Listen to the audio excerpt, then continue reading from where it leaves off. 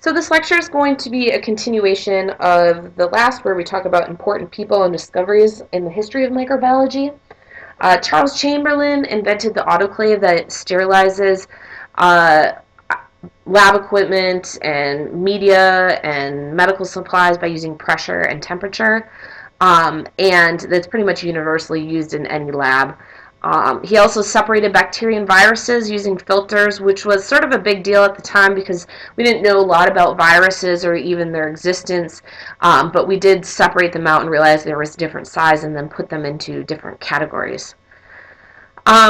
Meister was, as a child, he was bit by a rabid animal, and pretty much if you were bit by a rabid animal at the time, you were gone or you were going to die of rabies. So his family went to Louis Pasteur, who had known about farmers using fried brain, or sorry, not fried brains, but dried brains and spinal cords from animals that have been infected with rabies to essentially vaccinate or prevent the disease in healthy animals by feeding those dried brains to them.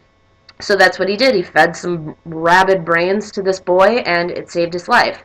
And this is how we developed the rabies vaccine. And then as an adult, Meister, obviously that made a huge impact on him, so he worked with Pasteur and the Pasteur Foundation until World War II. Now, in an effort to further study microbes, chemists were working to develop stains that were allowed us to easily see bacteria, but at the same time we noticed that the stains killed the bacteria. So Paul Ehrlich created a differential stain, a stain that can differentiate between different types of bacteria for one reason or another. And in doing this research, he discovered an arsenic compound that killed bacteria, and they called it Agent 606. And it was the first man-made compound to selectively kill a bacteria. However, the therapeutic index was very small, which means that if you just took a little too much of the drug, it would kill you. So the difference between what would kill you and what would help you was a very small dosage difference. So it wasn't very effective as a useful agent to a person. So, further on that sort of same note, Democ was also a dye chemist, but he discovered a dye called Prontosil, and that dye killed bacteria, and when it was ingested in the body, it was converted to a sulfur drug. So sulfur drug was considered the first effective antimicrobial agent. So then in the late 1920s, Alexander Fleming had one of those chance favors the prepared mind situations.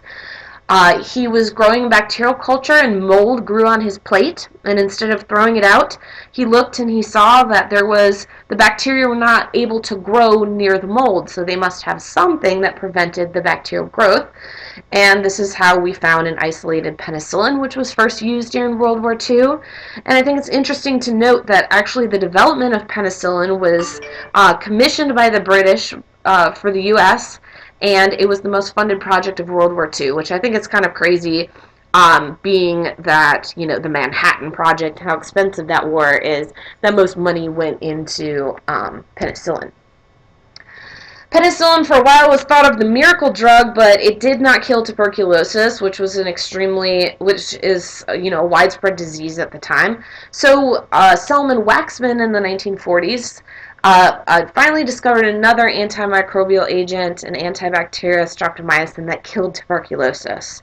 And through his studies, he also discovered tetracycline and several other antibiotics.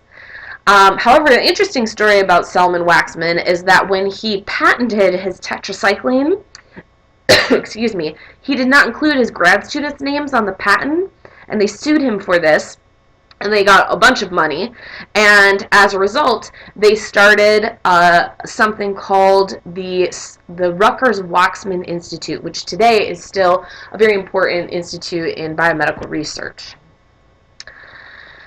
So then in the 1950s, Watson and Crick discovered the structure of DNA, which pretty much changed the face of science as we know it.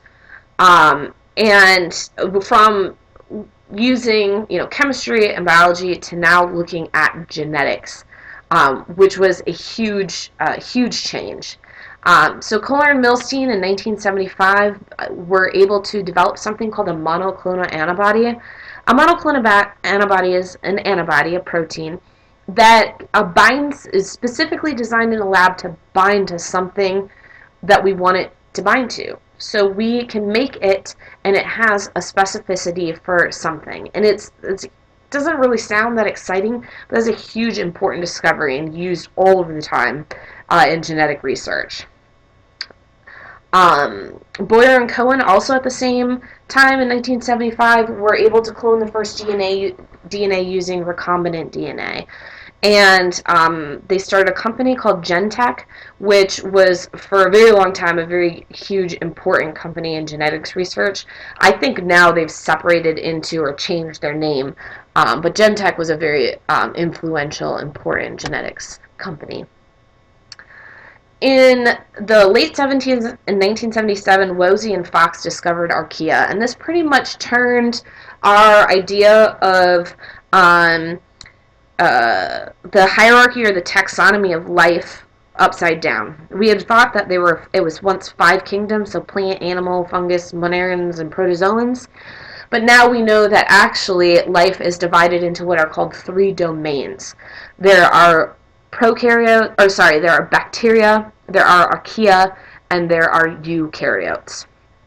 And I'll talk about this further when I go into detail about those the prokaryotic structure and function and the difference between the two. And then a few years later, in the 80s, Prusner discovered an infectious agent which was called a prion, and it's actually a self-replicating protein. So it's an infectious protein, and it's kind of interesting how he discovered this. He was studying Creutzfeldt-Jacobs disease, which is essentially mad cow disease in people. Those are both prion diseases. And there was a tribal population, an Aboriginal tribal population, in which all the women and children essentially were affected and died from Creutzfeldt-Jacobs. And so he was able to go into the tribe and observe, and he realized that their burial practices, the women would take the brains of the dead and they would eat them and they would feed them to their children, and that's how the disease was spreading through the neural tissues. So by examining the neural tissues, how we were able to discover these prions. And you can see here's a brain of somebody with Creutzfeldt-Jakob, and here is a normal brain. In the late 1980s, Carrie Mullis made probably what is one of the most important genetic discoveries or development of genetic technology ever. It has completely changed the face of science, what we've been able to do in a lab and studying genes. And it's called the polymerase chain reaction. And essentially what it is it's the ability for us to select any sequence of nucleic acid that we want, or DNA that we want, and make millions of copies of it so that we can sequence it, so that we can do forensics, paternity tests. There's just sort of an unlimited use for PCR. If you want a bunch of pieces of DNA, this is how you do it in a lab. He won the Nobel Prize for it, and he wrote a book, an interesting book called Dancing Naked in the Minefield. He's an interesting character. He claims that he came up with the idea of PCR while he was tripping on LSD in grad school and like driving through the desert. So kind of an interesting guy, has some interesting ideas. Another controversial character in science is a guy named Craig Venter. So with the development of PCR, we were now able to sequence genomes, and so Venter and Smith in 1995 sequenced a bacterial genome, which then led us to working on the Human Genome Project, which in 2000 President Clinton claimed that we had sequenced the human genome. It essentially was only the part of the human genome that coded for proteins and or was considered useful or functional. The non-essential genome, or the non-express genome, was not mapped at this time. So Craig Venter started his own company, and he started patenting all the sequences that were considered to be non-essential pieces of DNA. And now anytime ever anyone wants to use one, they have to pay him for it. But I do believe they've just recently changed the ability for someone to patent genetic or certain biological information. He was thought to be, or he was named in Time magazine as being one of the 100 top people transforming the world. Some of the other things that he's doing now, he's working on the Human Microbiome Project, which is trying to define or to determine all the bacteria that are in humans. Also, he a couple of years ago came out and claimed that he made the first artificial viable cell in a lab, completely lab generated. So kind of a controversial dude. All right, so Marshall and Warren in 2005 won the Nobel Prize.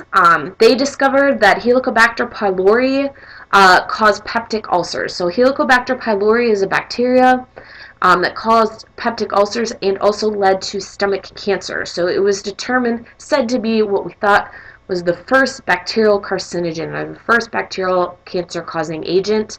So we could prevent a cancer by treating with antibiotics. And then the last thing I'm going to talk about is the HPV vaccine. So again, here is another microorganism or a microbe, the human papillomavirus, that was discovered to have caused cervical cancer. So again, preventing, or we would say curing a cancer by using a vaccine.